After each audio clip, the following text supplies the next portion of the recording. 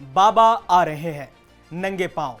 हिंदू राष्ट्र के सपने लिए छतरपुर के प्रसिद्ध बागेश्वर धाम वाले पंडित धीरेन्द्र शास्त्री, जिन्होंने कभी हनुमान जी की कथा के बीच से आंदोलन की स्क्रिप्ट निकाली, अब एक बार फिर पैदल निकलने को तैयार हैं।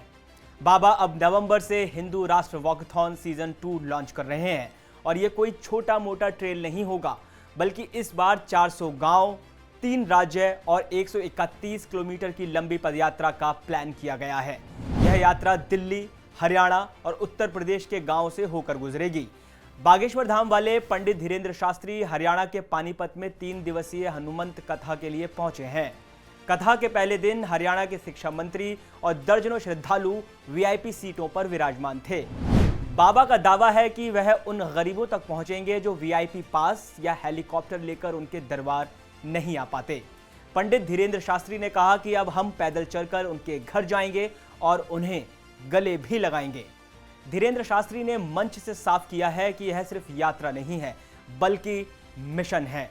मिशन भारत को हिंदू राष्ट्र बनाने का। और अगर आपको लगता है कि यह कोई सोशल मीडिया ट्रेंड है, तो फिर से सोचिए, ये वही बाबा हैं जिन्होंने पहले भी 160 किलोमीटर की पैदल यात्रा की थी और उनके साथ लाखों सनातनी इन्फ्लुएंसर्स भी जुड़ गए थे। इसके अलावा समाज के अलग अलग वर्गों से जुड़े लोग भी पंडित धीरेन्द्र शास्त्री के साथ उस समय जुड़े थे। इस बार टारगेट है कि करीब 5 करोड़ लोगों को कवर किया जाएगा। ये संख्या इतनी बड़ी है कि कुछ राज्यों की जनसंख्या के मामले में छोटे ही नजर आएंगे। बाबा का ये मिशन इसलिए भी अहम है कि अगर कोई गरीब उनके धाम ना आ पाया हो, तो क्या बाबा खुद चलकर उनके पास आएंगे? कथा मंच से बाबा ने सधे लहजे में चेतावनी भी दे डाली। उन्होंने कहा कि हम वो हिंदू हैं, गोली खा लेंगे लेकिन कलमा नहीं पढ़ेंगे, सर कटा लेंगे लेकिन वतन मिटने नहीं देंगे।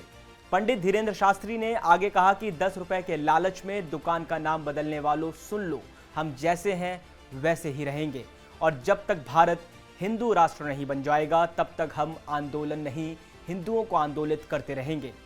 पिछली बार की यात्रा में एक बड़ा जनसमूह उनकी यात्रा में शामिल होते देखा गया था।